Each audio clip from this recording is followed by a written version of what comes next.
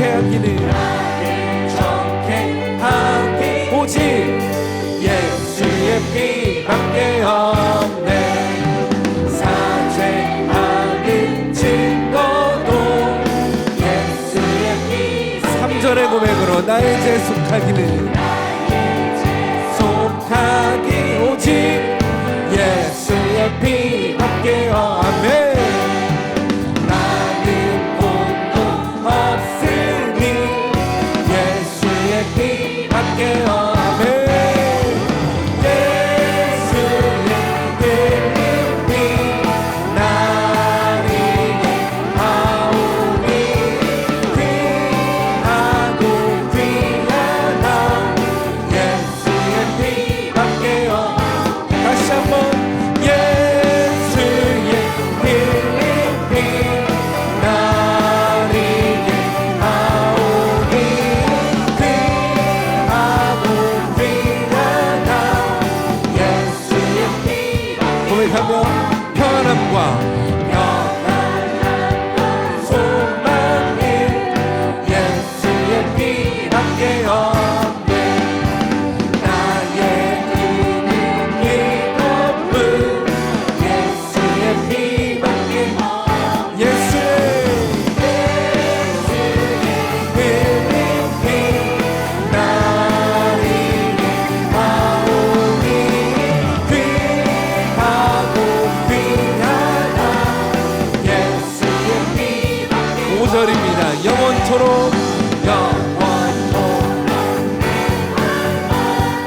예수의 피밖에 없네. 나의 참된 제목은 예수의 피밖에 없네. 할렐루야. 예수의 흘린 피 나를 하오니 귀하고 귀하다 예수의. 다시 한번 예수의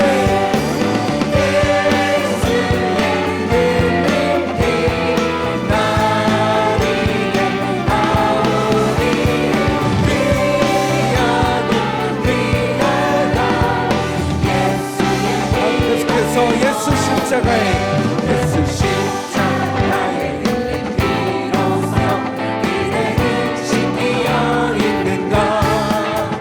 더러운 죄 이게 하는 능력 그대는 참으지 아멘.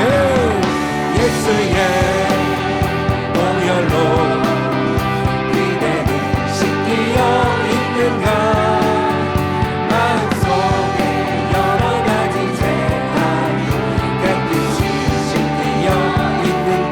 큰 소리로 주님 앞에 주 예수와 만나지로는 아멘.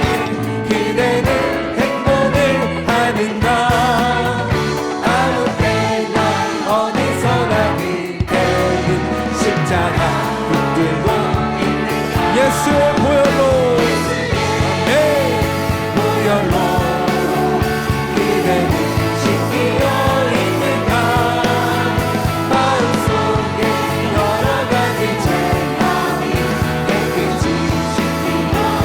주님 예수 하시는 때 그대는 영접할 예복이 있는가. 그대 몸이 거룩한 곳 천국에 들어갈지. 4절의 고백으로 모든 죄에 더러워진 예복이 주 앞에 지금 다 벗어서 샘불같이 솟아나는 보혈로 눈보라. 그 믿음으로 예수의 아멘 보혈로 그대는 씻기어 있는가. 마음속에 여러 가지 죄악이 깨끗이 씻기어. 다시 한번 예수의 보혈로 아멘. 그대는 씻기어 있는가. 마음속에 여러 가지 죄악이. 우리 마지막으로 한 번 더 선포합시다. 예수의 보혈로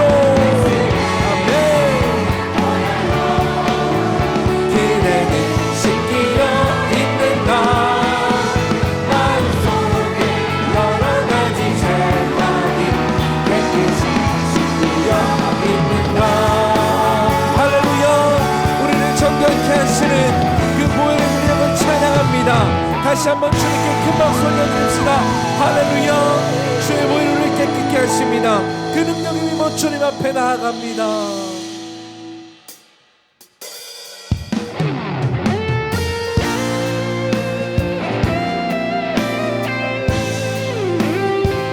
다시 한번 오늘 새롭게 하시는 존귀하신 주의 보혈의 능력을 찬양합시다. 보혈을 지나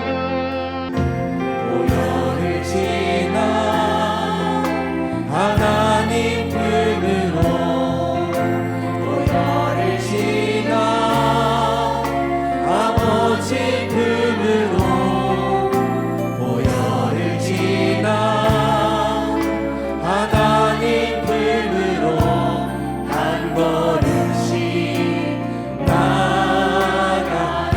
아멘.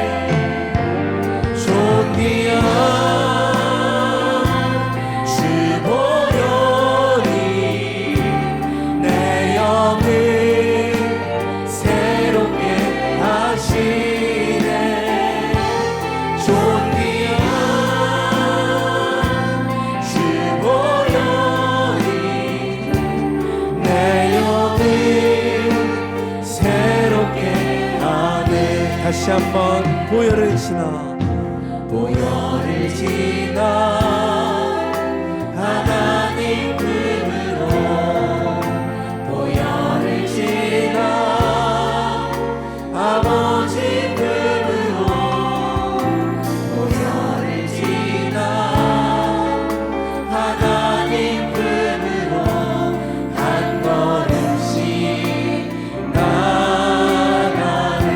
보혈을 지나 보혈을 지나 하나님 품으로 아멘. 보혈을 지나 아버지 품으로 보혈을 지나 하나님 품으로 한 걸음씩 우리 함께 자리에서 일어나 찬양하겠습니다. 존귀한 주 보혈이 내 영을 새롭게 하시네. 존귀한 주 보혈이 내 영을 새롭게 존귀한 주 보혈이 존귀한 주 보혈이 내 영을 새롭게 하시네. 존귀한 주 보혈이 내 영을 새롭게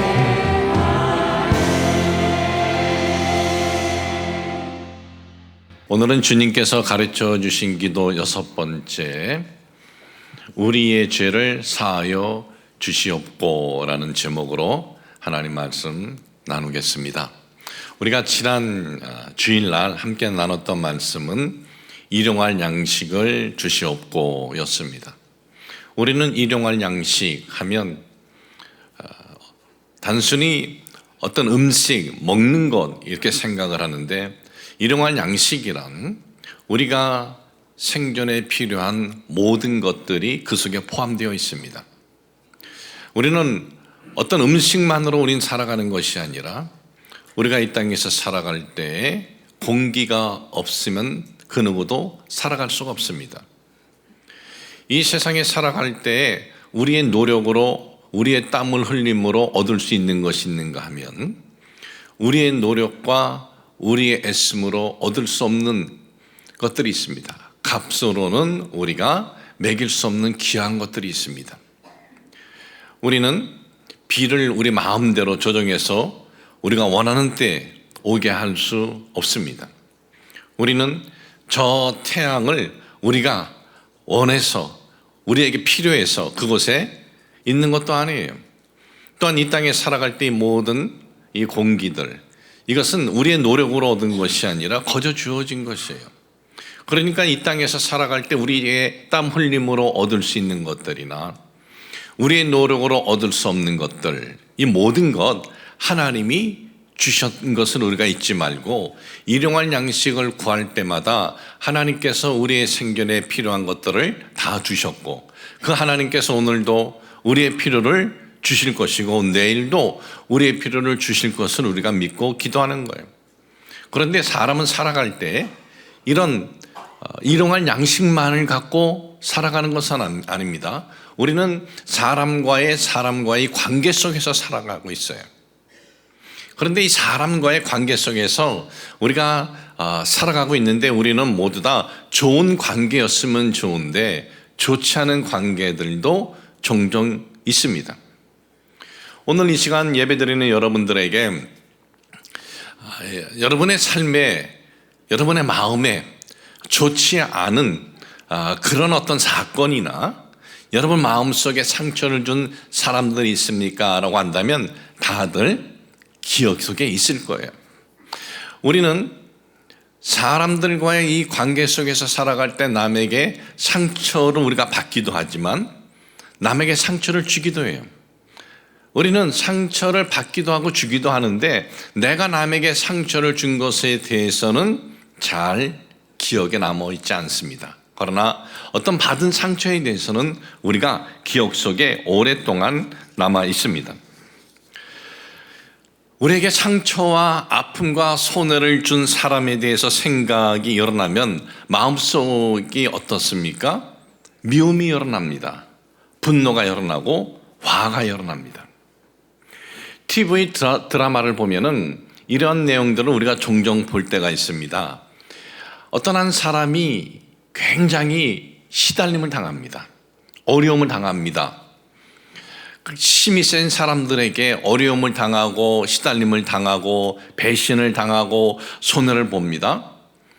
그렇게 어려움을 쭉 당하다가 그 드라마 이제 뒷부분에서는 세월이 흘러가지고 시간이 흐른 다음에 자기에게 상처를 주고 어려움을 주고 배반한 사람에 대해서 하나하나 갚아줘요. 보복을 합니다. 그런데 그 어떤 한 사람이 당했던 사람이 이 사람이 보복을 하고 자기가 그 당한 것을 갚아줄 때 솔직히 우리 일도 아닙니다.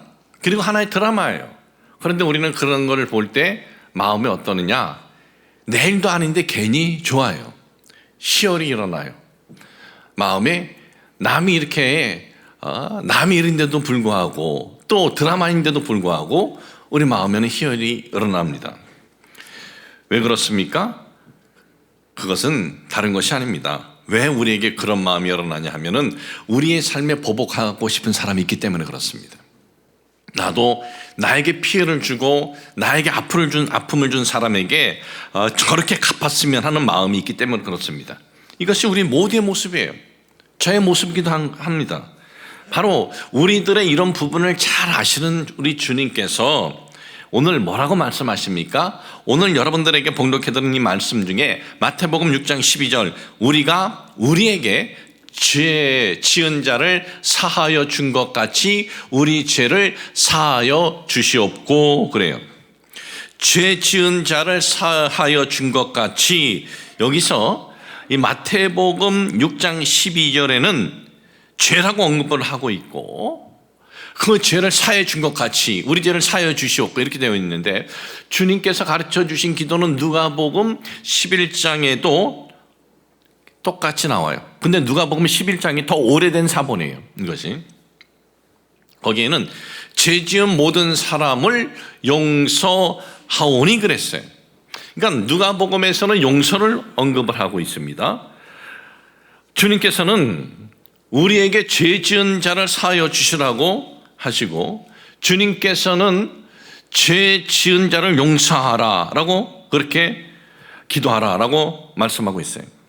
죄 지은 자를 사해 주고 죄 지은 자를 용서하라. 도대체 이거 어떻게 해야 되는 거예요? 어떻게 해야 이것이 용서가 되고 사해 주는 겁니까? 우린 죄 용서하면은 누구부터 생각하냐면 손양호 목사님부터 생각을 해요.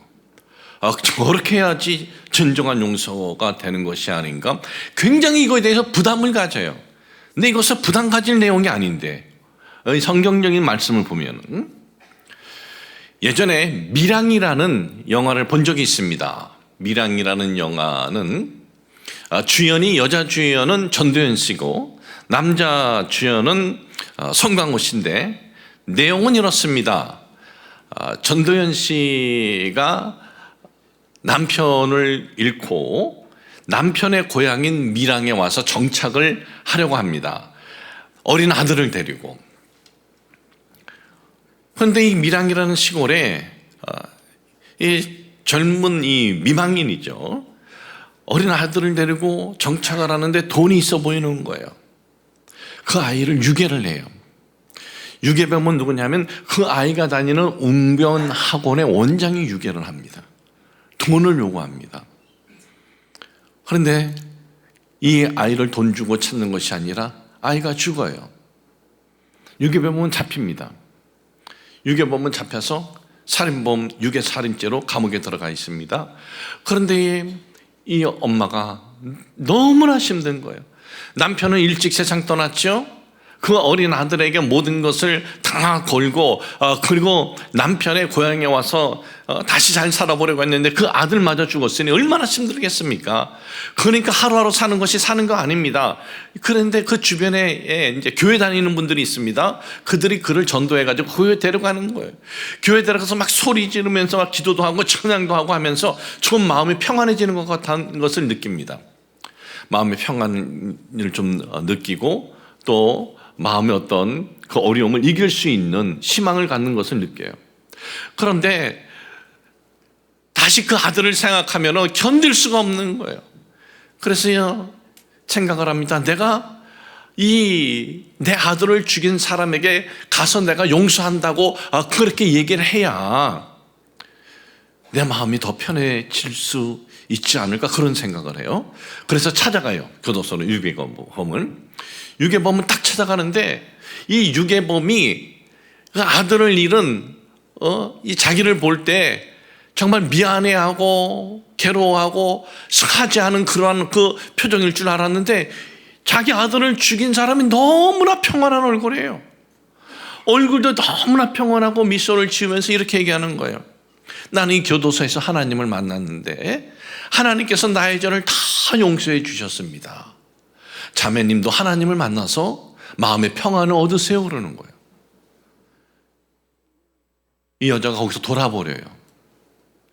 이게 뭐야? 돌아버려요. 충격을 받아요. 집에 돌아왔습니다. 교회 성도들이 함께 위로 예배를 드리는데 악을 써요. 악을. 어떻게 내가 그를 용서합니까? 어떻게? 용서하고 싶어도 난 할 수 없잖아요. 하나님이 다 용서해 줬다면요. 하나님이 다 용서해 줬고 저렇게 편안한데 내가 어떻게 그 사람을 용서해요?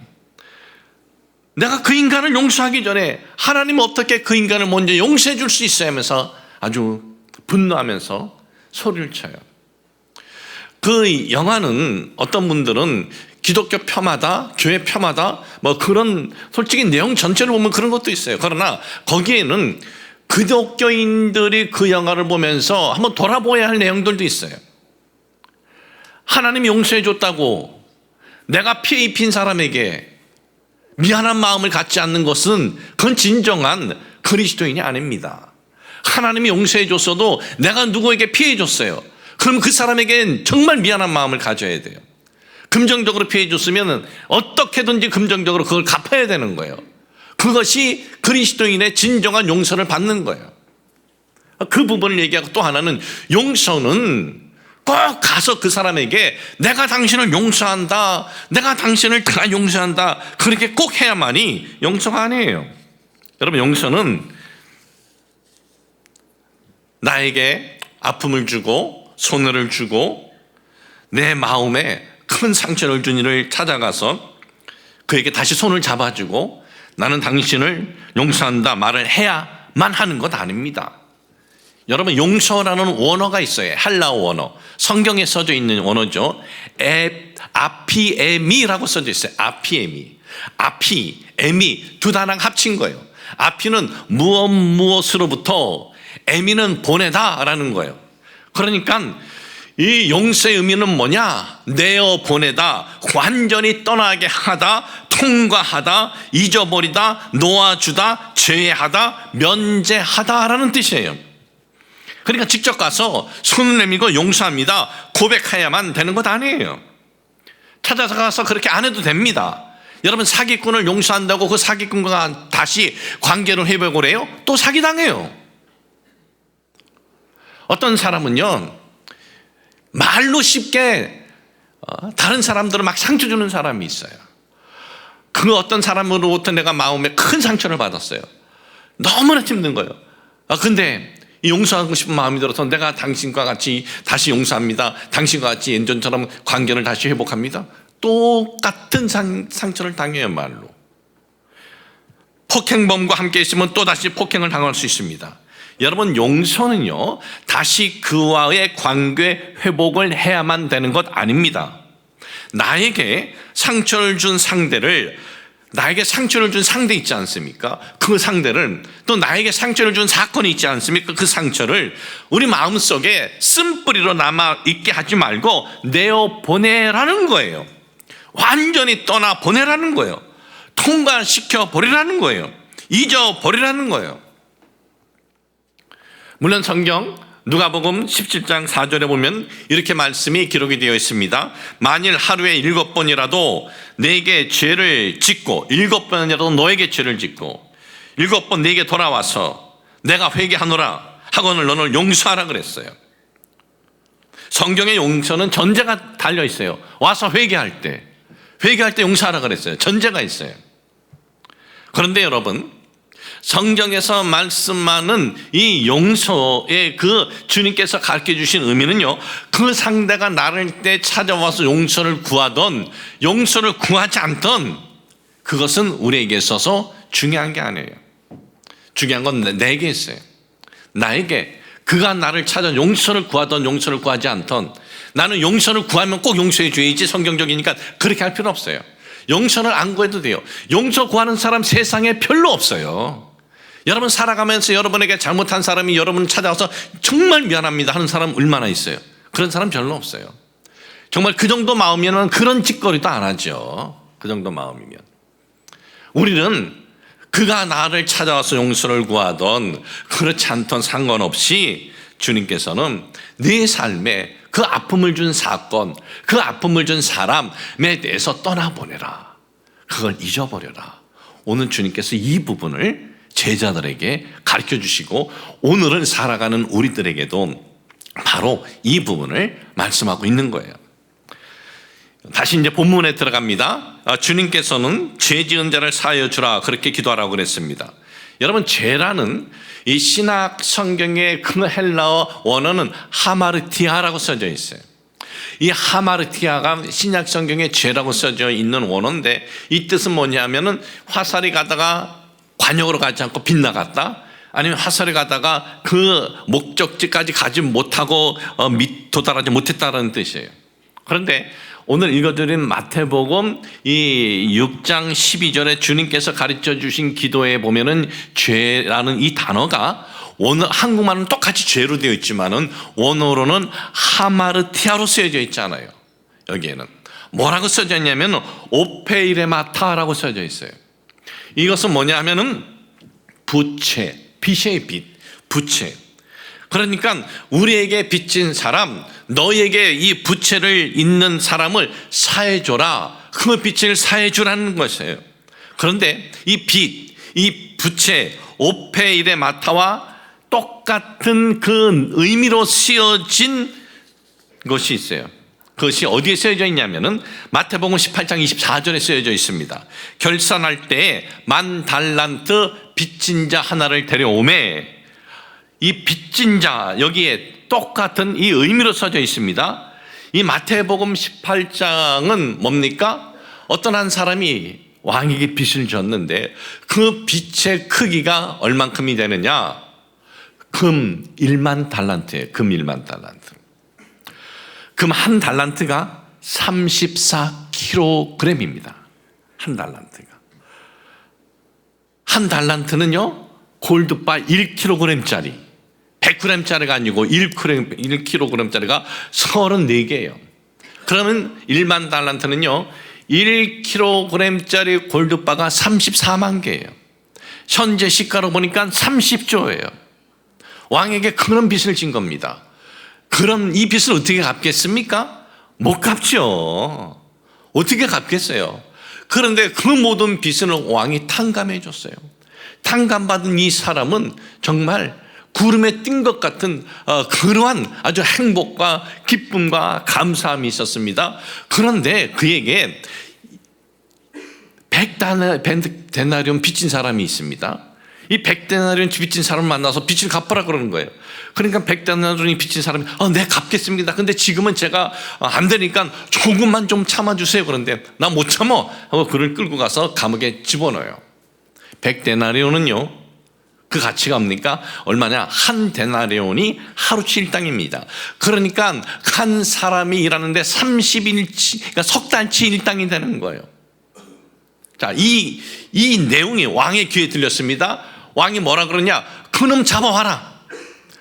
나에게 1만 달란트 금 빚진다고 탕감을 받아놓고 100데나리온 빚진 사람을 그걸 목을 끌고 감옥에 집어넣고 그거 잡아와. 그런 거예요. 그러면서 그를 감옥에 가두었다, 옥에 가두었다라고 하면서 예수님께서 이 비유를 말씀하시면서 이렇게 결론을 집니다. 마태복음 18장 35절에 보면 너희가 각각 마음으로부터 형제를 용서하지 아니하면 나의 하늘 아버지께서도 너희에게 이와 같이 하시리라 그랬어요.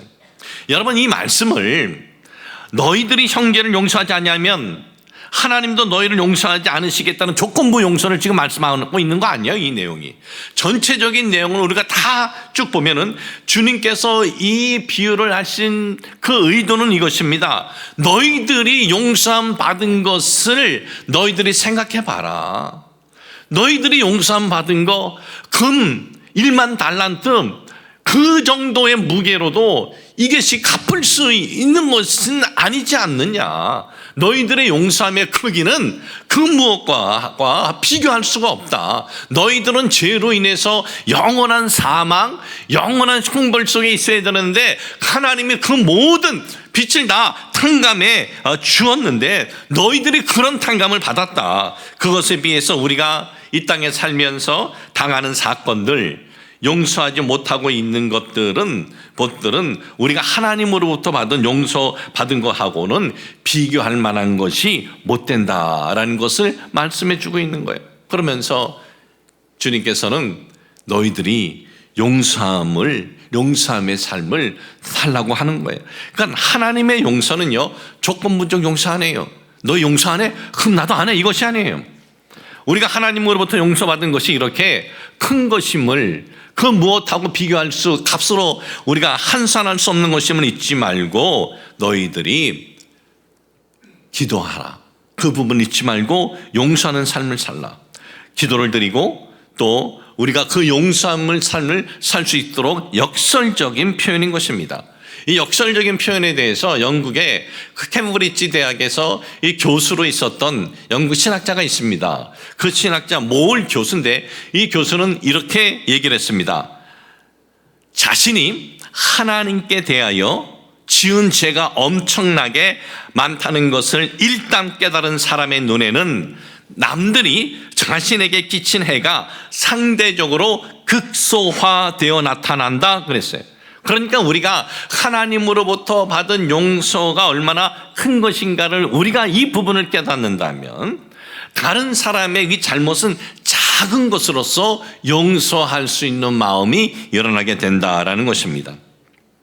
주님께서 우리들에게 여러분 우리들이 이렇게 용서함을 하나님으로부터 받았으니 살아가면서 잘못한 이들에 대해서 용서를 너희들이 할 수 있는 근거가 바로 여기에 있는 것 아니냐. 그러므로 용서하면서 살아라. 근데 이 용서는요 용서받은 사람을 위한 것이 아니에요. 우리를 위한 거예요. 용서하는 우리를 위하여. 물론 용서는 결코 쉬운 것은 아닙니다. 우리는 지금 이렇게 설교 들으면서도 용서하면 내 머릿속에 떠오르는 인간이 있을 거예요. 배신한 사람. 내가 누구보다도 믿었는데 믿었는데 그런데 나의 뒤통수를 친 사람, 또 나의 비밀을 여기저기 떠벌리고 다닌 사람, 기껏 도와줬는데 감사하기는커녕 은혜를 원수로 갚는 사람, 교인이라고 믿었는데, 그런데 교인이라고 믿었는데 나의 정신적으로 또 육체적으로 아픔 고통을 주는 사람이 있어요. 그런 사람을 용서하라고요. 한번 당해보세요. 내가 당하는 것처럼 당해보세요. 그런 마음이 들 것입니다. 그런데 여러분, 용서라는 것은 그 상대와의 다시 관계 회복도 아니고, 나는 다시 당신을 용서합니다, 다시 손 잡으라는 행위도 아닙니다. 상대가 나에게 와서 용서를 구하던 구하지 않던 내 속에서 그 아픔을, 그 속상함을 떠내보내라라는 거예요. 그레이그 그로셀이라는 목사님이 있습니다. 그레이그 그로셀이라는 목사님이 있습니다. 이 목사님은 오클라호마주 에드먼트의 작은 차고에서 교회를 개척한 분이에요. 교회를 개척했는데 수년 만에 수만 명이 출석하는 교회가 됐고, 미국에서 가장 영향력 있는 교회 중에 5번째 교회가 됩니다. 가장 혁신적인 교회 넘버1으로 그렇게 미국에서 인정받는 교회가 됩니다. 이분이 쓴 베스트셀러가 있습니다. 영혼의 디톡스라는 책이 있습니다. 거기에 보면 이분이 이런 내용을 거기에다 언급을 해놓고 있어요. 뭐라 그러냐면, 이분에게는 정말 사랑스러운 동생이 있었어요. 여동생이 아주 착하고 이쁘고 아주 성실한 동생이 있었어요. 근데 이 여동생이 학교 선생에게 성폭행을 당했어요. 이 여동생이 미성년자인데 미성년자 때 성폭행을 당한 거예요. 오빠로서 그 사실을 알고 난 다음에 그 마음에 얼마나 그 분노가 끌어올랐는지 이런 생각이 들었대요. 내가 저놈을 때려 죽이고 감옥 갈까? 그런 생각이 들었대요. 하나님이 심판하기 전에 내가 먼저 저거 심판해 주고 싶다는 거예요. 그런 마음이 들었대요. 하나님이 심판하기 전에 내가 먼저 심판하고 싶다. 저놈 내가 때려 죽이고 내가 그냥 감옥 가고 싶다. 그런 마음이 이렇게 끌어올리는데, 그런 마음이 끌어오를 때 제일 힘든 거는 그 당시 회상하면서 제일 힘든 게 자기 자신이었다는 거예요. 제일 괴로운 게 그 자신이었다는 거예요. 자기 자신이 그렇게 힘드니까 자기 주변에 있는 가족들도 다 자신 때문에 힘들어했고, 무엇보다 하나님과의 관계가 멀어지고, 그리고 마음에 평안이 사라지고 기쁨이 사라지고 소망이 사라지고 그 영혼이 계속 병들게 했다라는 것입니다. 나중에 뒤돌아보니까 내가 너무나 아까운 시간을 허비했다라는 거예요. 그럴 필요가 없는데 왜? 그런 악한 것들은, 그런 못된 것들은 하나님께서 심판하시는데, 하나님께서 심판하실 것을 자신이 심판하려고 너무나 그 어두운 시간을 자기가 보냈다는 거예요. 그러면서 자기 여동생을 그렇게 성폭행한 그 인간은 어떻게 되었느냐? 치명적인 근육병을 앓아가지고 병원에서 그 고통 속에서 생사를 넘는 그 고통을 당하면서 죽을 날만 기다리는 신세가 되어졌다는 거예요. 이 그레이그 목사님은 말을 합니다. 악한 이들, 나에게 큰 고통과 아픔을 준 이들에 대하여 분노, 미움으로 고통의 시간을 보내지 마세요 하면서 간절히 거기에 하소연을 합니다. 여러분, 미움, 분노는 나의 영혼을 더 황폐케 합니다. 그러므로 여러분, 그 사건을, 그 상대를 하나님께 그냥 넘겨드려요. 하나님의 손에 넘겨드리십시오. 그것이 우리에게 유익이고 그것이 우리에게 평안이 되는 거예요. 여러분, 용서 부담 갖지 마세요. 용서는 우리가 부담할 필요가 없어요. 부담 가질 필요가 없어요. 나를 위해서 그냥 용서하세요. 그 인간을 떠나보내게 하세요. 그리고 그 사건을 떠나보내게 하세요. 완전히 떠나보내는 것이 성경에서 말씀하고 있는 용서 단어의 의미예요. 지선아 사랑의 저자에 대해서는 우리 대한민국 사람이라면 모르는 사람이 없을 거예요. 음주운전 사고로 그 이대 졸업반에 있는 그 꽃다운 나이, 그 아름다웠던 미모가 하루아침 완전히 다 달라져 버렸죠. 화상으로 인해서. 근데 그 이지선의 사랑의 이지선, 지금 교수님이죠, 한동대. 예전에 SBS 신림 캠프에 출연한 적이 있습니다.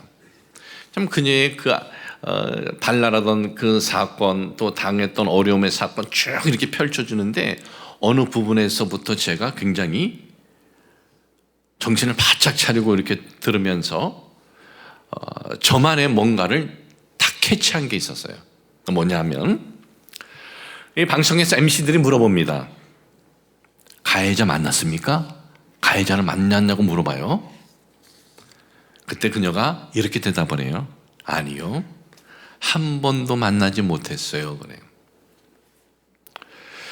보통 일반적으로 사고가 나면은 합의해달라고 가해자들이 찾아온다고 합니다.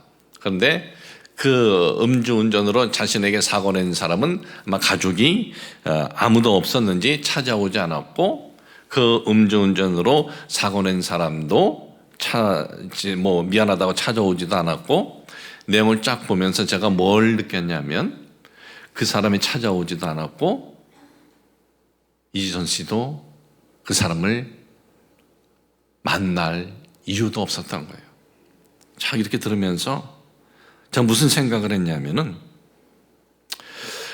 그래서 자신은 가해자가 누군지 생각할 필요 없이 지낼 수 있었다는 거예요. 이 가해자가 누굽니까? 아름답고 꿈 많은 자신의 삶을 완전히 뒤바꿔 놓은 그런 사람 아닙니까? 자신의 그 얼굴도 완전히 그렇게 뒤바꿔 놓게 만들고, 한순간에 어느 때는 잠을 자려고 진통제를 먹으면 30분밖에 못 잔대요. 너무 고통스러워서 아파서. 남들은 평범하게 어디 취업을 하고 연애도 하고 쇼핑도 하는데 전혀 자신은 병원에 누우면서 지내야 할 그런 환경을 만나게 한 그 가해자. 저는 그 가해자가 안 찾아온 게 다행이라고 생각해요. 그리고 이지선 씨도 안 찾아간 게 다행이라고 생각해요. 왜? 그 가해자의 얼굴이 내 기억 속에 딱 있어봐요. 어느 순간에 그 얼굴이 생각날 때마다 얼마나 힘들겠어요. 그 얼굴이 생각날 때마다. 아예 모르는 것이 난 거죠. 아주 전 잘했다고 생각해요. 지혜로운 거고. 그리고 하나님께서 너무나 힘든 인생의 삶을 만난 그녀에게 은혜를 줬다고 생각해요. 용서를 할 수 있는데 부담 없이 용서할 수 있는 은혜를 줬다고 생각을 합니다. 보이지 않은 것이 그녀에게 용서할 수 있는데 더 큰 도움이 되었다고 저는 생각을 합니다. 여러분, 오늘 우리는 어떻습니까? 우리의 삶에서 어떤 여러분의 가슴에 지금 쓴뿌리가 왜 없겠습니까? 살면서 있죠.